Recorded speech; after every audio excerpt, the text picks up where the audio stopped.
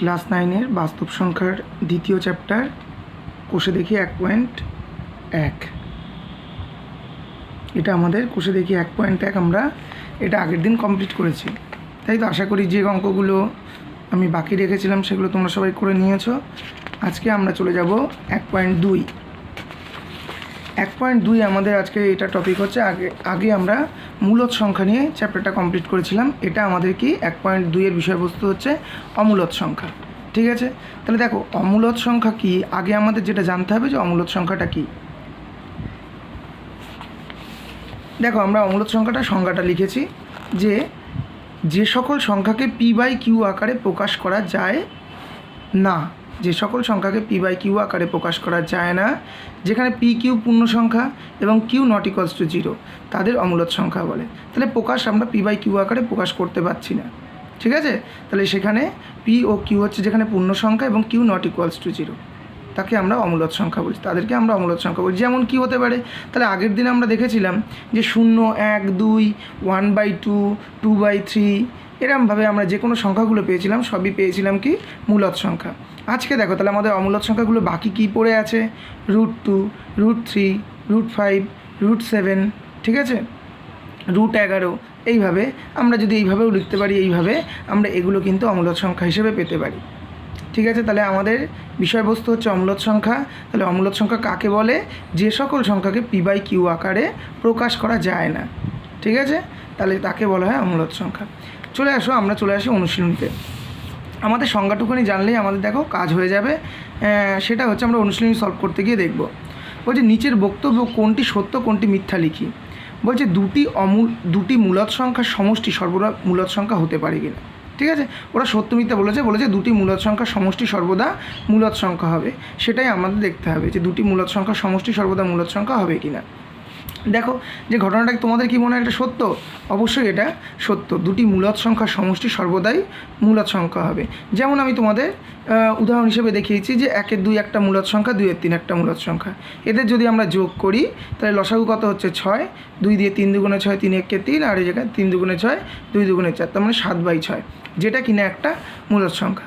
প্রশ্ন হতে পারে তাহলে আমি আরেকটা দেখতে পারি, ধরো একটা +½ আর একটা -½ তাহলে আমরা যোগ করছি, তাই না, আমাদের এখানে যোগ আছে, তাহলে +½ আর -½ যোগ করছি, তাহলে এটাও একটা মূলদ সংখ্যা, -½ একটা মূলদ সংখ্যা। এদের যদি সমষ্টি করি তাহলে কি হচ্ছে দেখো, তাহলে ½ প্লাসে মাইনাসে -½ তাহলে ½ করলে কত হয় 0, তাহলে 0ও তো একটা মূলদ সংখ্যা গেল। এটা হচ্ছে আমাদের ছিল প্রথম কোশ্চেন। দ্বিতীয় কোশ্চেন কি বলছে, দুটি অমূলদ সংখ্যার সমষ্টি সর্বদা অমূলদ সংখ্যা হবে। দুটি অমূলদ সংখ্যার সমষ্টি সর্বদা অমূলদ সংখ্যা হবে। অবশ্যই এটা মিথ্যে। কেন মিথ্যে, যুক্তিটা দেখে নাও। তাহলে এই যে 2 + √3 এটা একটা অমূলদ সংখ্যা, 2 - √3 এটাও একটা অমূলদ সংখ্যা। দেখো 2 এর সাথে √3 যোগ করলে সেটা নিশ্চয়ই একটা অমূলদ সংখ্যা হচ্ছে, 2 এর থেকে √3 বিয়োগ করছি সেটাও একটা অমূলদ সংখ্যা হচ্ছে। কেন, আমরা জানি যে √3 বা এই √3টা কি, এরা হচ্ছে অমূলদ সংখ্যা, তাহলে এদের সমষ্টি অমূলদ হয়ে গেল। তাহলে দেখো এরকম দুটো আমরা সংখ্যা পেয়েছি, এদের যোগ করলে আমরা কি পাচ্ছি দেখো, দেখো যদি যোগ করি তাহলে এখানে ব্র্যাকেট তুলে দিলে +3 আর এর ব্র্যাকেট তুলে দিলে -√3, তাহলে +√3 -√3 কেটে গেল, 2 2 যোগ করলে কত হচ্ছে 4, 4 কিনা কি 4 একটা মূলদ সংখ্যা। তাই দুটো অমূলদ সংখ্যা যোগ করলাম, করে আমরা পেলাম একটা মূলদ সংখ্যা। ঠিক আছে, চলে আসছি পরের অঙ্কটা। পরের অঙ্কটা কি বলেছে, বলছে দুটি মূলদ সংখ্যার গুণফল সর্বদা মূলদ সংখ্যা হবে। ঠিক আছে, তাহলে অবশ্যই সত্য। কেন দুটি মূলদ সংখ্যার গুণফল সর্বদাই মূলদ সংখ্যা হবে, এটা আমরা আগেই বলেছি। আগের চ্যাপ্টারে আমরা বলেছিলাম যে দুটো মূলদ সংখ্যাকে যদি গুণ করি, যেমন 1 2 গুণ 2 3 যদি করি, তাহলে আমাদের 2 2 কেটে গিয়ে কত হতো 1 3, 1/3, তাহলে সেটা কিন্তু আমাদের মূলদ সংখ্যাই হতো। ঠিক আছে, এরপরে চলে আসছি আমাদের 4 দাগ। বলছে দুটি অমূলদ সংখ্যা গুণফল সর্বদা মূলদ সংখ্যা হবে। বলছে দুটি অমূলদ সংখ্যার গুণফল সর্বদাই মূলদ সংখ্যা হবে। দেখো এটা সত্য হতেও পারে বা নাও হতে পারে। কেন, তার যুক্তি দেখো। তাহলে 2 + √3, 2 - √3 এই দুটো সংখ্যাকে আমরা একটু আগেও উদাহরণ দিয়েছি, এই দুটো অমূলদ সংখ্যা, এদের গুণফল, এদের দেখো গুণ করেছি, তাহলে a + b × a - b, তাহলে সূত্র কি a² - b², অর্থাৎ 2 এর স্কোয়ার করলে 4 আর √3 স্কোয়ার করলে 3, 4 থেকে 3 বিয়োগ করলে কত হচ্ছে 1, তাহলে দুটো অমূলদ সংখ্যার গুণফল পেলাম কি একটা মূলদ সংখ্যা। তাহলে এটা হতে পারে। আবার নাও হতে পারে, কেন দেখাচ্ছি। তাহলে ধরো 2 + √3 একটা অমূলত সংখ্যা, 2 - √5 একটা অমূলত সংখ্যা। এবার এদের আমি গুণ করছি, দেখো কি হয়। তাহলে 2 দিয়ে 2 দুগুণে 4। এবার এই 2 দিয়ে √5কে প্লাসে মাইনাসে -2√5। এবার পড়ে থাকলো √3, √3 দিয়ে 2কে প্লাসে প্লাসে +2√3, তবে প্লাসে মাইনাসে -√3 √5 গুণ করলে √15। তাহলে এই দুটো দিয়ে আমরা কি পেলাম? তাহলে এটা পেলাম মূলদ সংখ্যা, এখানে পেলাম অমূলদ সংখ্যা। কাজে হতেও পারে বা নাও হতে পারে। ঠিক আছে, চলে আসছি পরের অঙ্কটা। পরের অঙ্কটা কী বলেছে দেখো, পরের অঙ্কটা বলেছে প্রতিটি মূলদ সংখ্যাই বাস্তব সংখ্যা।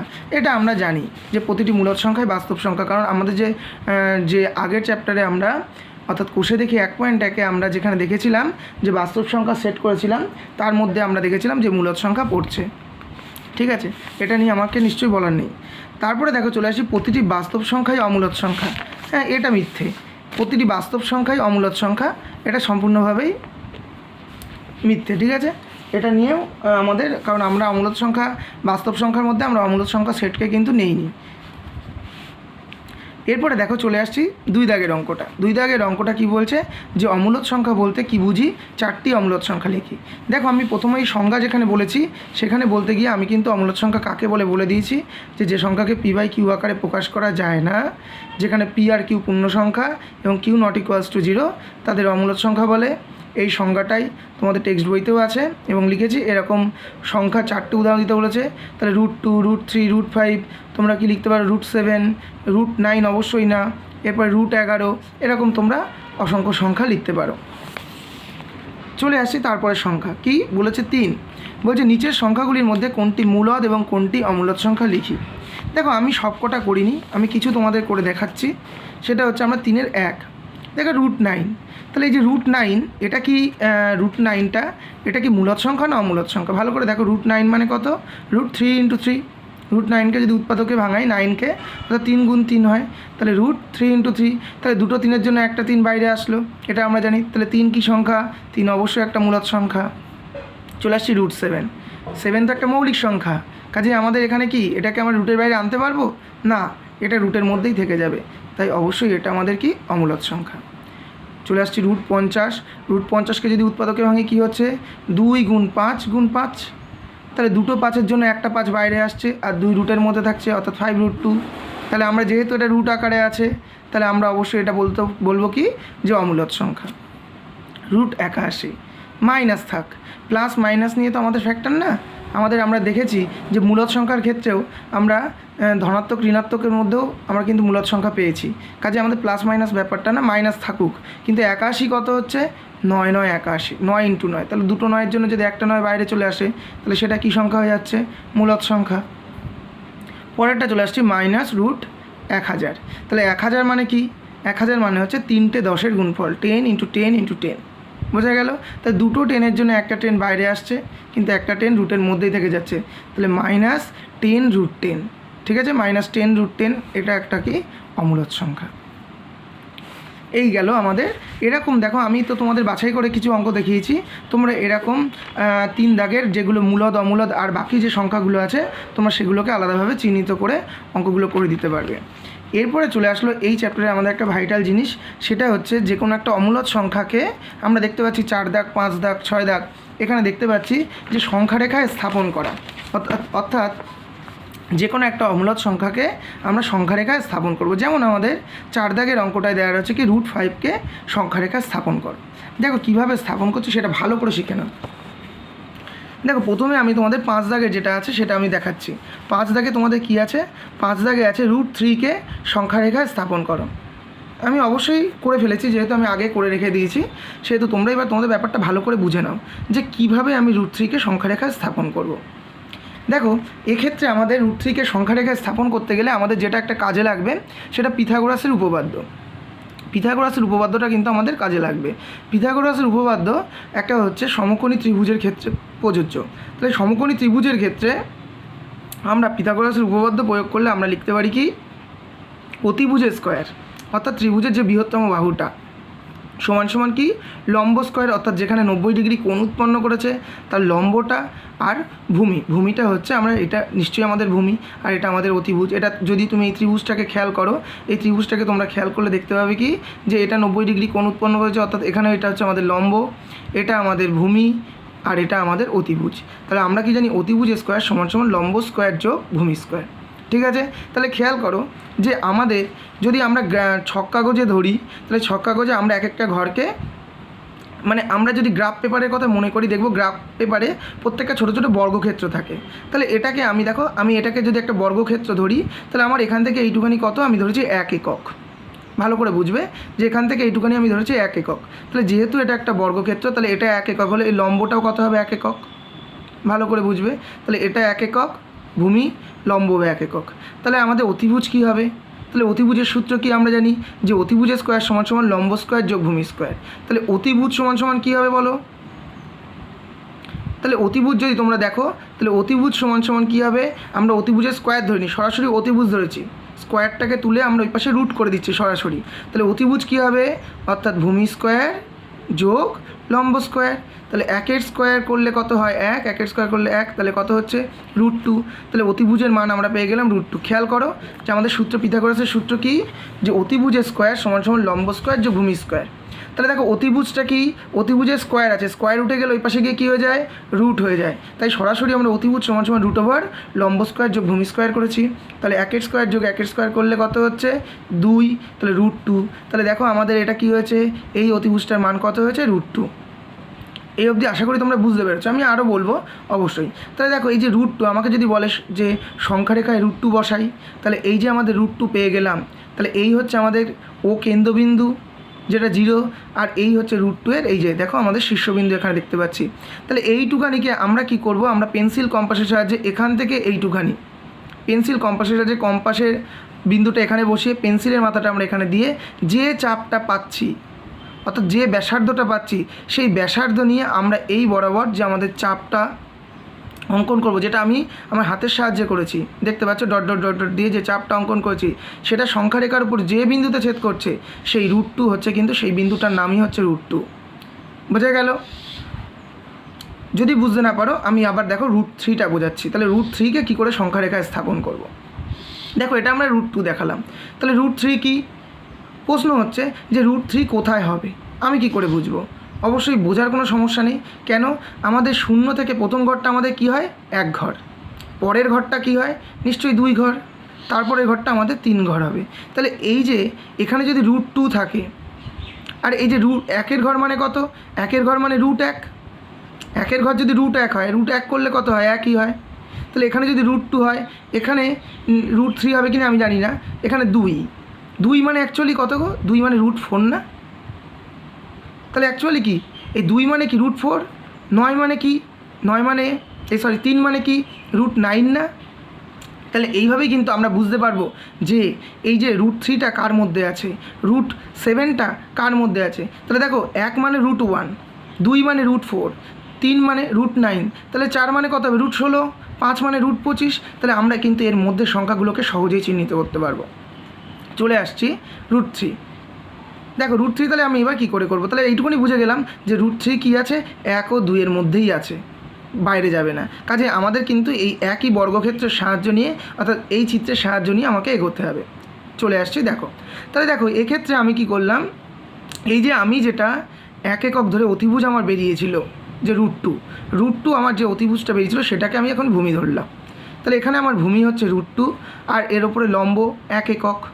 1 একক লম্ব বিশিষ্ট আমি একটা লম্ব এঁকে নিলাম, যেটা দৈর্ঘ্য কত? 1 একক, আর এটুকুনি আমার কত? √2 একক। ঠিক আছে, অর্থাৎ ভূমি হচ্ছে √2 আর লম্ব 1। তাহলে এক্ষেত্রে আমরা অতিভুজটা বের করব।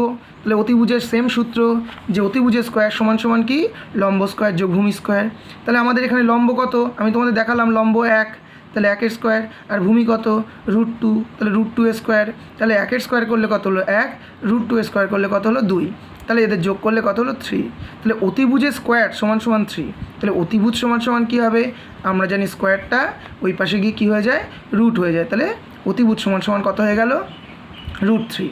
ঠিক আছে, এইবার তাহলে আমার প্রমাণ হয়ে গেল কি, যে এইখান থেকে এই যে অতিভুজের দৈর্ঘ্যটা সেটা কত? √3, যেটা কিনা আমাদের সংখ্যারেখায় বসাতে হবে। তাহলে পেয়ে গেছি।